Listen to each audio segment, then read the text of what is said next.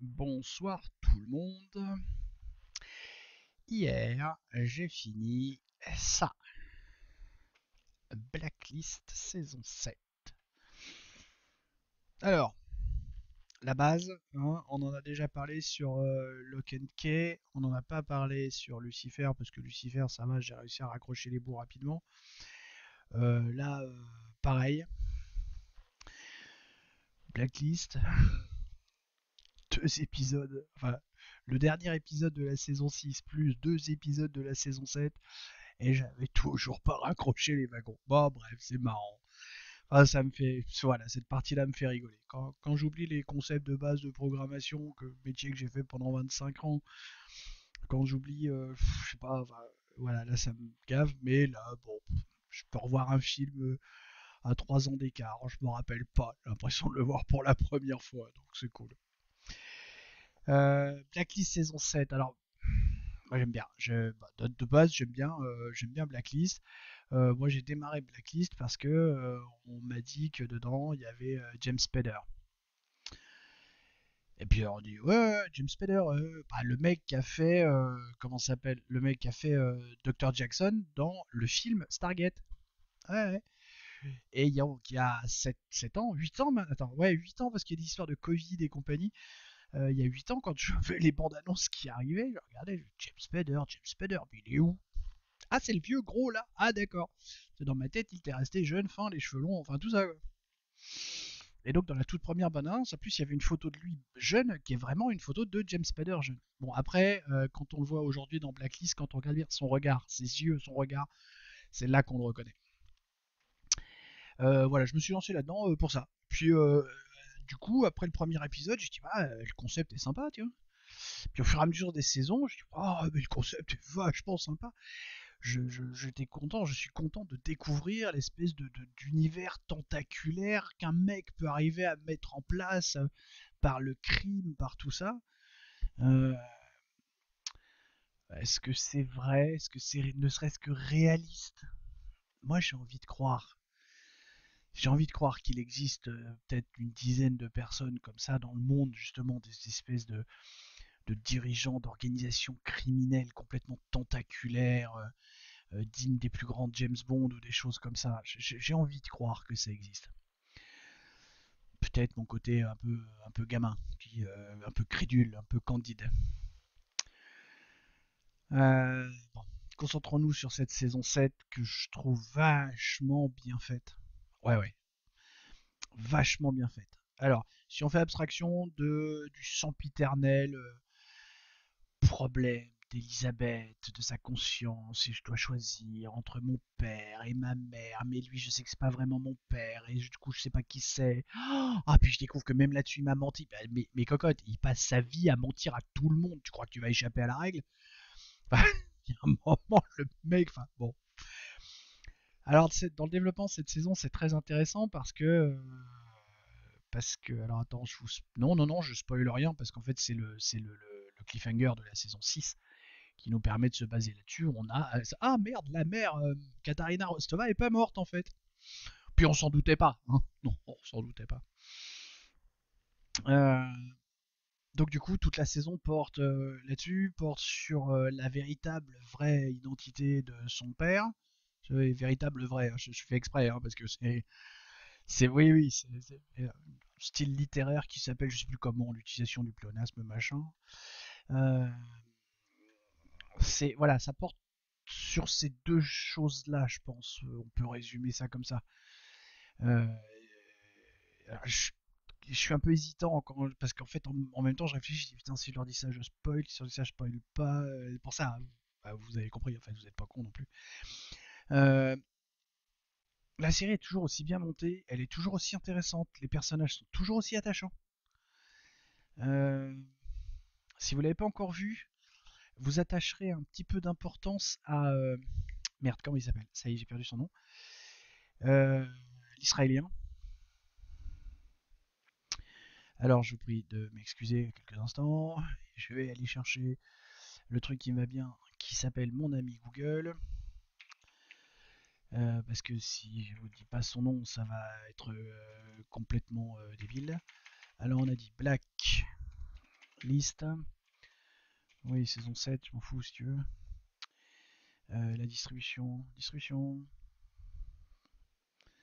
Tac, on va sur vite fait la Wikipédia. Distribution, acteurs principaux. Alors, James Spader, nana, Amir Harrison qui joue Aram Moshtabai. Voilà, c'est Amir Harrison qui joue Aram Moshtabai. Donc, si vous n'avez pas encore vu cette saison 7, attachez un petit peu d'importance sans vous dévoiler ce qui lui arrive. Je plains ce mec. Alors, le personnage, hein, pas l'acteur. Vraiment, il y a des moments, j'ai l'impression, ouais, à travers lui, j'ai l'impression de me voir un petit peu. Je veux dire, entre, alors comment elle s'appelait celle-là justement, sa nénette, l'autre israélienne, celle qui était vraiment du Mossad, acteur récurrent invité, mais je suis dans la saison 7 là. Excusez-moi, oh, comment c'était, je sais plus. Bref, vous aurez retrouvé. Sa petite nana, bon, avec ce qui lui arrive, ça fait chier. Hein, soyons clairs, ça fait chier, ça fait chier. On n'a pas envie, hein, on n'a pas envie que, parce que moi je trouve que c'était un joli couple, ça, moi j'aimais bien, ça me faisait plaisir. Je suis en train de chercher hein, pendant que je vous parle, mais tiens, Harold Cooper, Samar Navabi, jusqu'à l'épisode 14, joué par Mozan Marno. Bon, brin de fille au passage, mais on n'est pas là pour parler de ça. Euh, ouais, triste. Samar, bah, d'abord Samar, c'était un personnage intéressant en lui-même. L'idylle qu'il y a entre Samar et Aram, moi je trouve ça très, très intéressant aussi. Et puis ouais, vu comment ça se termine. Justement, j'ai pas voulu creuser pour savoir si c'était un problème de contrat mal négocié, de machin. Parce que ça a tendance à me gonfler quand c'est comme ça. Ah bah on va tuer ton personnage parce que du coup tu veux plus jouer ou tu demandes trop cher, tu veux une rallonge. Sérieux quoi. Comme j'ai dit j'ai dit c'est ça dans une chronique il y a pas longtemps, c'était au sujet de je sais plus qui, enfin Lucifer, sur la chronique de Lucifer où j'ai dit il y a une perte d'audience, les chaînes gagnent plus assez d'argent, toc, ils arrêtent la série. Ça me gonfle, mais ça me gonfle. Mais j'ai envie de dire le comportement de certains acteurs ou de certains producteurs, ça dépend lequel des deux emmerde l'autre avec de l'argent. Merde, c'est de l'art. Faut arrêter de monétiser l'art. Faut arrêter. Faut juste arrêter. En fait, faut arrêter de monétiser tout. Revenons à nos moutons. Euh, cette saison 7, donc, vachement bien faite. Hein, je vais essayer de me recentrer. Vachement bien faite, toujours dans la même lignée. C'est pour ça que moi je trouve que c'est du beau boulot parce que c'est ni mieux ni moins bien. C'est toujours bien pareil comme il faut. Avec des déroulements, avec des enchaînements d'histoires, avec des reprises de vieux trucs. Ce que j'aime beaucoup, justement, quand on commence à les rechercher dans les saisons 2, 3, 4, enfin dans les saisons d'avant. Tiens, vous vous rappelez, il y avait ça, machin, ah, puis avec Kaplan, il s'était passé ça, et trucs, et bidule, et machin. Voilà, ça j'aime bien, justement, parce que ça veut dire que tout ce qui s'est passé n'a pas servi à rien. Hein, c'est comme dans World of Warcraft, quand on nous renvoie dans des vieilles instances, dans des vieux trucs, j'adore ça, parce que du coup, ça ne sert pas à rien de continuer à les avoir. Euh, Donc, toujours cette bonne continuité sur la série avec des acteurs qui sont, de mon point de vue, toujours aussi bons, ni moins bons, ni plus mauvais, ni. Ils sont toujours bien. Et en fait, toujours sur une légère progression. Des gens qui s'améliorent, mais pas. Juste des gens qui s'améliorent un tout petit peu, tout bien, pour garder le public en haleine, pour garder les gens en haleine. C'est, voilà, vraiment très bien. Euh, le dernier épisode, alors il a été fait, le dernier épisode de la saison 7 a été fait a priori alors pas au déclenchement de l'épidémie Covid, mais quand ça a commencé à confiner. Voilà. Et je vous en dis pas plus. Alors, je me suis marré, mais alors, justement. Et il démarre l'épisode en prévenant. C'est le dernier épisode, et il dit voilà, alors l'épidémie de Covid vient d'arriver, on vous prévient, vous allez vous marrer, et donc on s'est creusé les méninges et on a inventé des trucs pour faire l'épisode quand même. Waouh! Waouh! Faudrait que je regarde justement au niveau calendrier comment on va sortir la saison 8 parce que je crois qu'en fait ils ont carrément décalé à la fin de confinement de tout.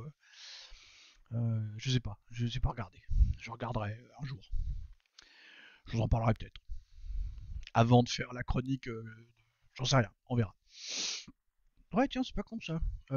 Vu que j'ai trouvé comment activer les commentaires, parce que je m'étais, oui, mais les vidéos elles sont faites pour les gamins, vous pouvez y aller. Et en fait, quand les vidéos sont faites pour les gamins, il n'y a pas de commentaires. Du coup, j'ai décoché le truc, j'ai dit non, c'est pas fait pour les gamins. Du coup, vous pouvez me laisser plein de commentaires. Faire de l'actu sur les séries. Moi, ça me passionne pas, mais bon, si ça vous intéresse, je peux essayer d'en faire un peu. Enfin, ça me passionne pas. Si, ça me passionne. C'est juste qu'avec le projet Gaia Global Defense que j'ai à côté, là, c'est en train de me prendre 120% de mon temps. C'est pour ça que je fais des chroniques un peu comme ça, dans le désordre, machin, que je vous dis pas que je vais en sortir parce que je les sors 3 ou 4 par soir et je peux être une semaine et demie sans en sortir. Si je vois que vous commencez à tous regarder, que j'ai du public et autres, je vais changer de position. En fait, c'est si vous avez des exigences ou des volontés, dites-le. On en discute, on est cool. Voilà. Blacklist saison 7, bien. Donc bien. Globalement bien, très bien. Euh, Pas de grande surprise. Ah si, un petit peu. Pour ceux qui ont vraiment, vraiment suivi euh, Brian Denny. Alors, petit aparté sur lui, j'ai vu, hein, on est déjà à 11 minutes et quelques, c'est encore des vidéos qui vont être trop longues. On fait toujours le reproche, mais je m'en fous, j'ai envie de jacasser. Moi. Brian Denny, alors pour ceux qui ne savent pas, c'est celui qui joue Dom, le grand-père d'Elizabeth Keane. Brian Denny, c'est un mec que j'ai découvert dans un de mes films préférés, qui fait partie de mon top 10, mon top 5, un film qui s'appelle Rambo, que, dont je n'ai que j'ai pas pu voir au Cinoche en réel puisque j'étais trop jeune,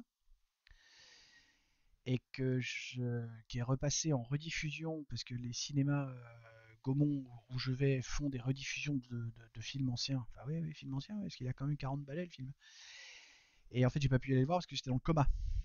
J'ai eu un accident de moto, j'étais dans le coma à ce moment-là. Et en fait, ils passaient le film mardi soir à minuit et ils enchaînaient sur Rambo Last Blood, juste derrière, que j'ai toujours pas vu du reste. J'étais dans le coma.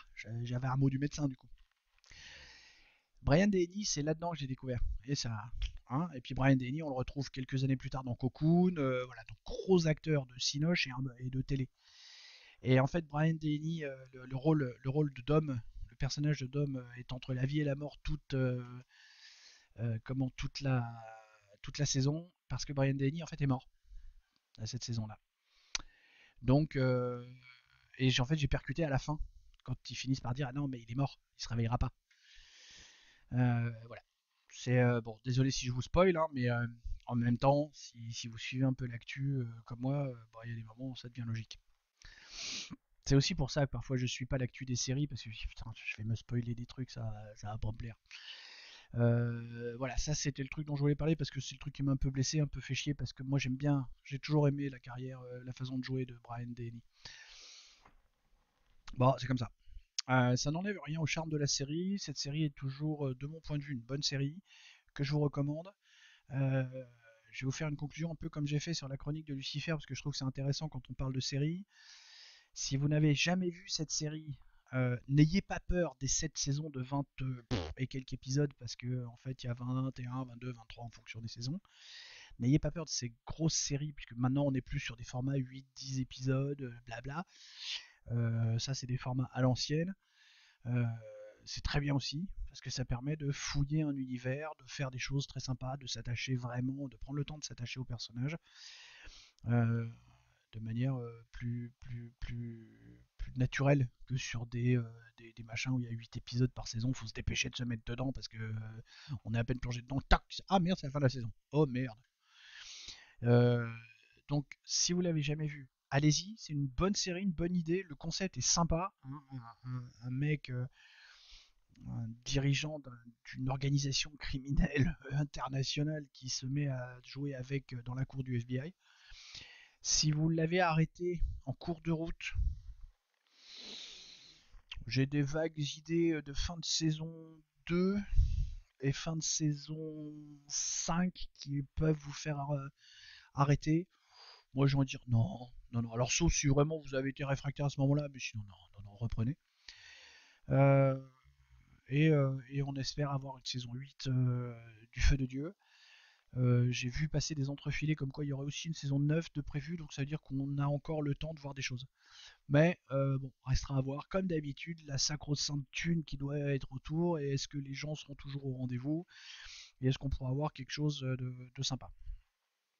Je vous tiens au courant si jamais je me mets à vouloir faire de l'actu de série, mais je vous dis, j'ai quand même mon projet environnemental qui est vachement important. Ouais, quand même, parce que j'essaye un petit peu de sauver la planète. C'est très prétentieux de ma part, mais en même temps, il paraît que j'ai un ego surdimensionné, c'est comme ça. Je vous fais des bisous, et puis à la prochaine chronique. Ou autre coup de gueule, peut-être avec Bob, un de ces quatre qui reviendra. Mais pour les chroniques de films ou de séries, j'ai pas envie qu'il soit là. Il m'énerve avec ses trois cheveux. Des bisous. Euh, bon, j'ai fait des bisous tout à l'heure, mais si j'ai oublié un tout petit détail, je rajoute un peu là. Parce que, bon. Vous voyez, comment il s'appelle Wrestler, notre ami Donald Wrestler. On sait depuis un bout de temps qu'il a un frère un peu problématique. Alors en fait, pendant 2 épisodes, on va le voir le frère. Et en fait, ce que je voulais, voilà, c'est pas vraiment du spoil, mais c'est quand même Anthony Michael Hall qui le joue, qui joue le frère, qui s'appelle Robbie Wrestler. Alors pour ceux qui ont du mal à situer l'acteur, c'est John Doe, enfin, la vieille série là, qui se passait dans un truc super sympa, avec une intrigue super sympa que j'ai jamais fini la série parce que j'ai toujours été prié sur autre chose. Puis c'était pas du Netflix à l'époque, c'était pas. Voilà, donc John Doe est dans Blacklist. Voilà, je rajoute ça comme ça. Là, après, et là, cette fois, je vous fais vraiment des bisous. Ciao, ciao.